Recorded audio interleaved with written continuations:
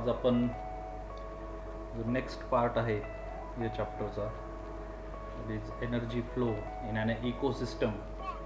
जो next part आहे biogeochemical cycle. तर याविषयी आपण आजच्या लेक्चरमध्ये पाहणार आहोत. बायोजिओ केमिकल सायकल म्हणजे काय. Okay, so let's see. Though the energy flow in an ecosystem is one way, the flow of nutrients is cyclical. All organisms need nutrient for their growth. Study the various components in the figure given alongside and explain the biogeochemical cycle in your own words. Okay, so here that as we learned before that energy flow in an ecosystem is one way. जो energy flow आहे एखाद्या इकोसिस्टममध्ये असणारा जो energy flow आहे हा one way आहे. याच्यामध्ये कुठेही आपण काय म्हणतो ते सायक्लिकल तो फ्लो होत नाही. ओके, हा जो एनर्जी फ्लो आहे हा एनर्जी फ्लो कसा आहे, वन वे आहे, युनिडायरेक्शनल आहे. But the flow of nutrient is cyclical. न्यूट्रियंटचा फ्लो हा सायक्लिकल आहे. सायक्लिकल म्हणजे कसा, तर जे न्यूट्रियंट्स आहेत ते आपण याच्यापूर्वी जे उदाहरण बघितलेलं आहे त्याच्यामध्ये जे न्यूट्रियंट्स आहेत हे न्यूट्रियंट्स त्या ठिकाणी ॲटमॉस्फिअरमधून हे लिव्हिंग ऑर्गॅनिझमपर्यंत येतात आणि living after the decomposition of the body of living organisms that nutrients are again release in to the atmosphere or in their surrounding.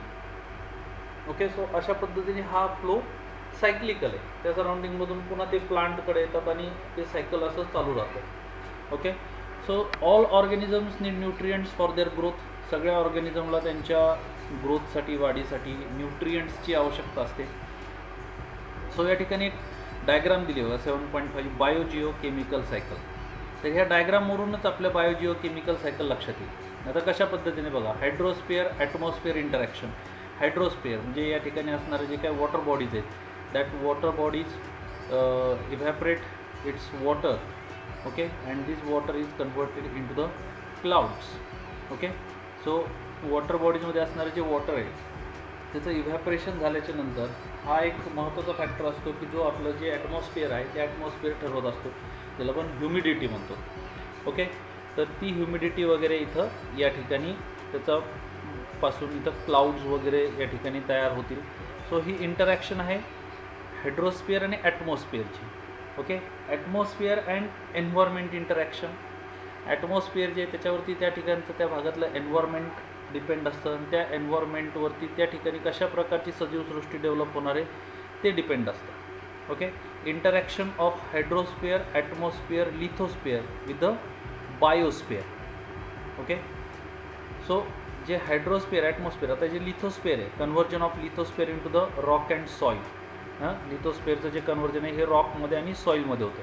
म्हणजे या ठिकाणी पाण्यापासून जे ढग वगैरे तयार होतात त्या ढगांमधून जो काही पाऊस पडणार आहे की त्याच्यामधून सुद्धा झाडांना न्यूट्रियंट्स भेटतात आणि त्याच्यामुळे झाडांची वाढ होते.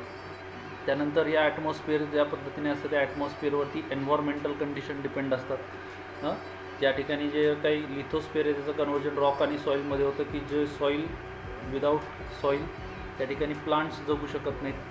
आणि जर या ठिकाणी प्लांट म्हणजे जे प्रोड्युसर आहेत ते प्रोड्युसरच जर नसतील तर पुढची जी काही फूड चेन आहे ती फूड चेन अस्तित्वात येऊ शकणार नाही. सो ह्या डायग्राममध्ये आपल्याला जे बायोलॉजिकल जे फॅक्टर आहेत म्हणजे जे बायोस्फिअर जे आहे त्याचं आणि जे जिओलॉजिकल जे फॅक्टर आहेत यांचं एक सायकल आपल्याला याच्यामध्ये दिसून येतं. म्हणजे या ठिकाणी हायड्रोस्फिअर असन ॲटमॉस्फिअर असन लिथोस्फिअर असन हे जिओलॉजिकल फॅक्टर आहेत आणि ह्यांचा परिणाम या ठिकाणी असणाऱ्या बायोलॉजिकल फॅक्टरवरती होतो. म्हणजे जे प्लांट्स किंवा ॲनिमल्स किंवा जे काही मायक्रो ऑर्गॅनिझम वगैरे असतील यांच्यावरती होतो. तर अशा प्रकारे या ठिकाणी एक बायोजिओ केमिकल सायकल हे आपण आपल्याला तुम्हाला जसं कळलं जसं तुम्हाला हे चित्रावरून समजते तसं तुम्ही ते एक्सप्लेन करू शकता. त्याचं परफेक्ट डेफिनेशन वगैरे काय आपण बघणार आहेत. पण एक जस्ट आपल्याला काय वाटलं तर या डायग्रामवरून तुम्हाला जे वाटेल किंवा तुम्हाला काय वाटेल त्या पद्धतीने तुम्ही याला एक्सप्लेन करा. मी सांगितलं तसं. ओके, सो काय बायोजिओ केमिकल सायकलची डेफिनेशन काय केली, the cyclical flow of nutrients within an ecosystem.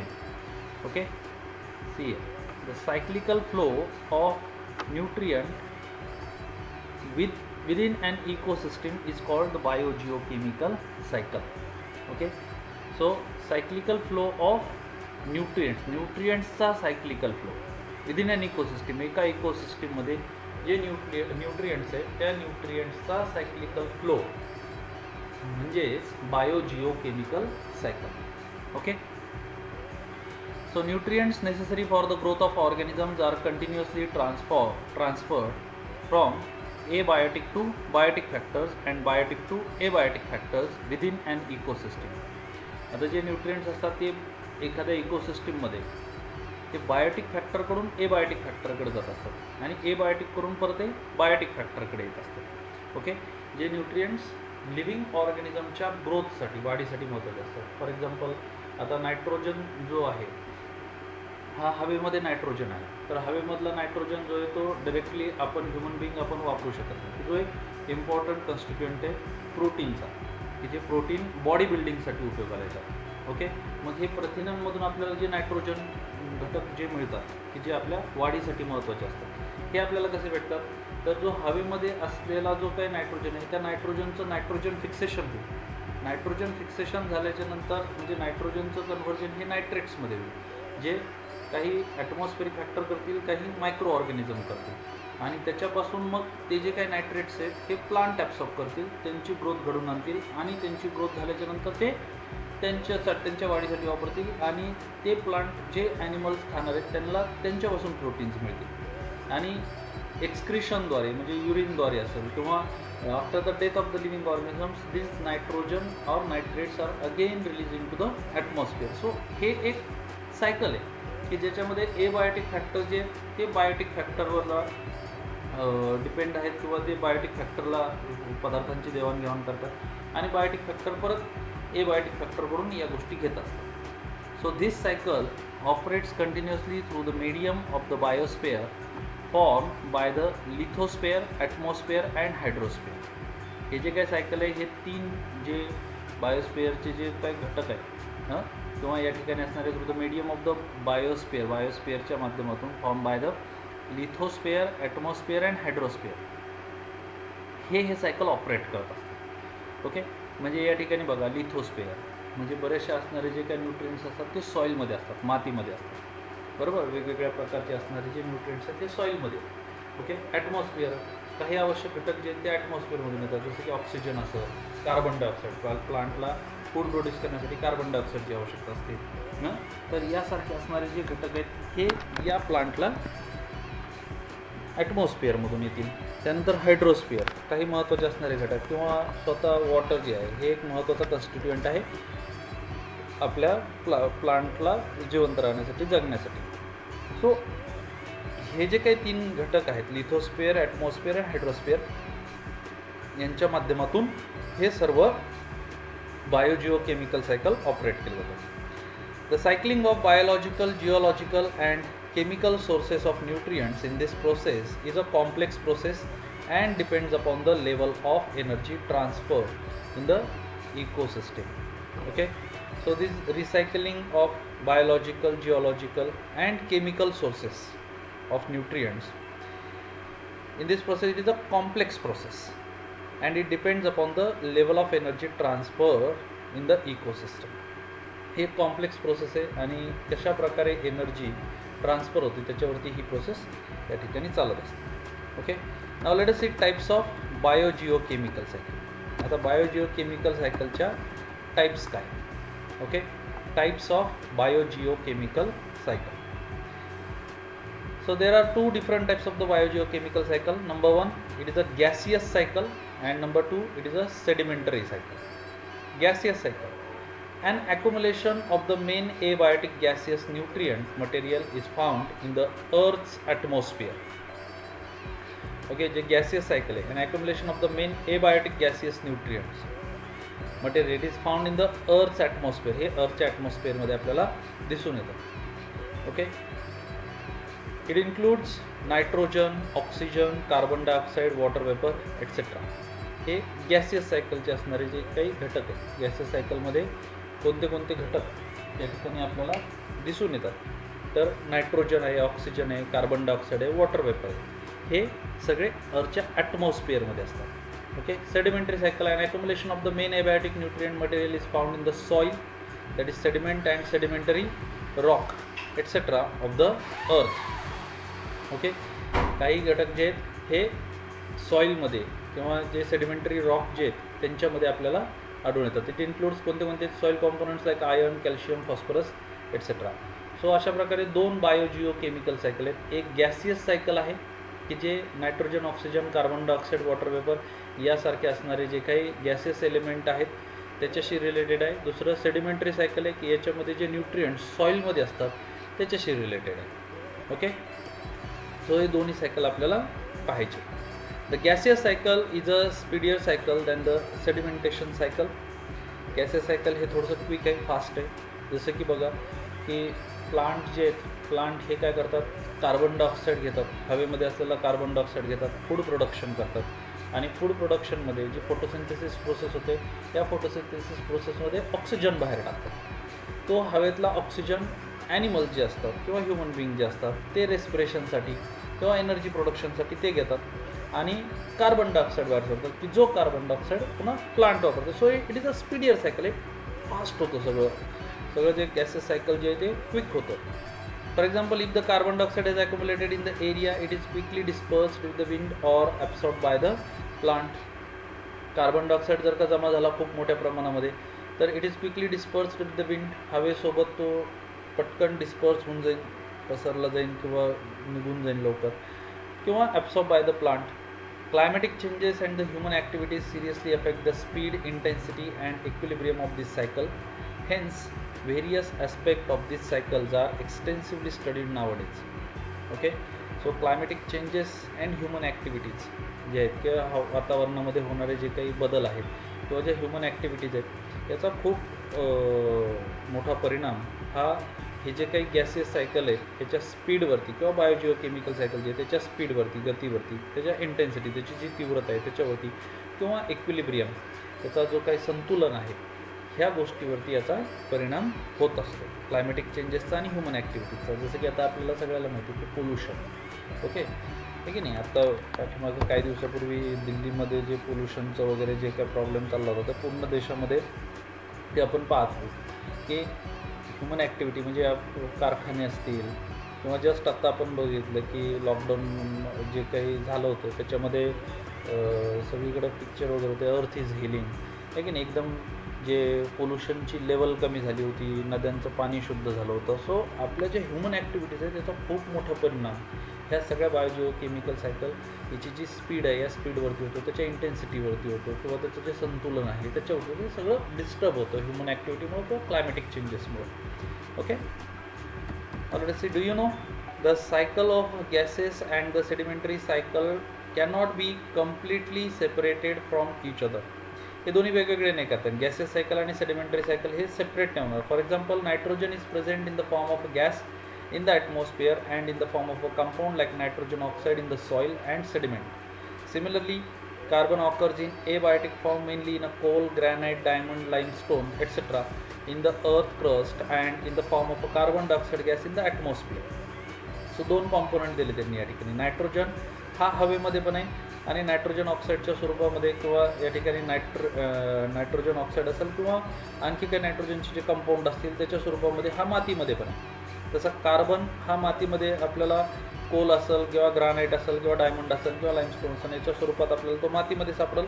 त्याचबरोबर हा जो काही कार्बन आहे हा कार्बन डायऑक्साईडच्या स्वरूपामध्ये हा हवेमध्ये पण आहे. सो गॅसियस सायकल आणि सेडिमेंटरी सायकल हे आपण एकमेकांपासून वेगळे नाही करू शकत, ते एकमेकाशी इंटर रिलेटेड आहे. Generally carbon is present in plant and animals for a much shorter duration than it is in a Coal.